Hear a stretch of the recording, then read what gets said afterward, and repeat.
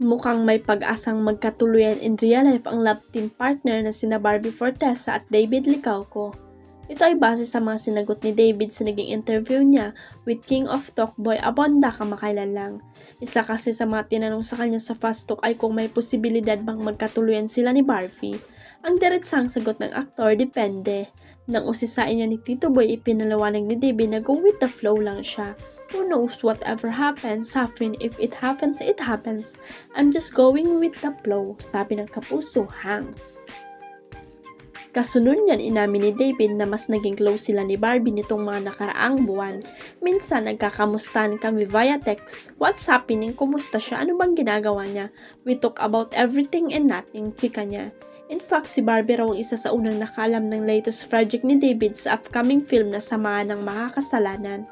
We were shooting pulang araw and we had a scene together, and that was the day I accepted the role. She is supportive when it comes to these things.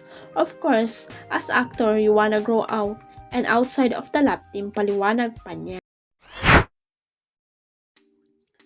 Umalma ang unkabogable star na si Vice Ganda sa chika ang naasar siya sa content creator at kasalukuyang Pinoy Big Brother celebrity collab housemate na si Isner.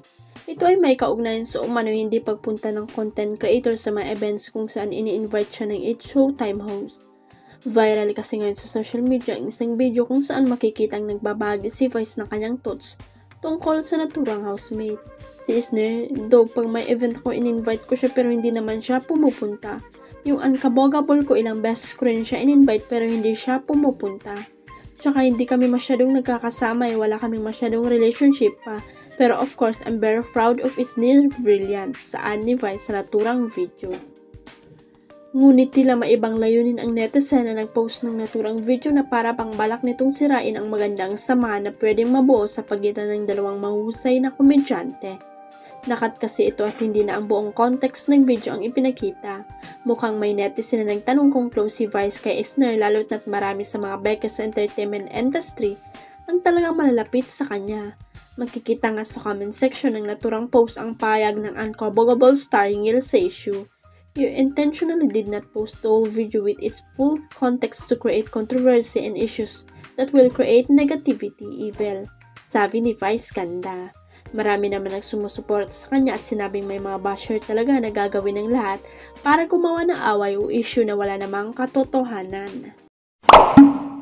Huwag kalimutang i-click ang subscribe button at i-ring ang notification bell para sa latest at legit chika updates.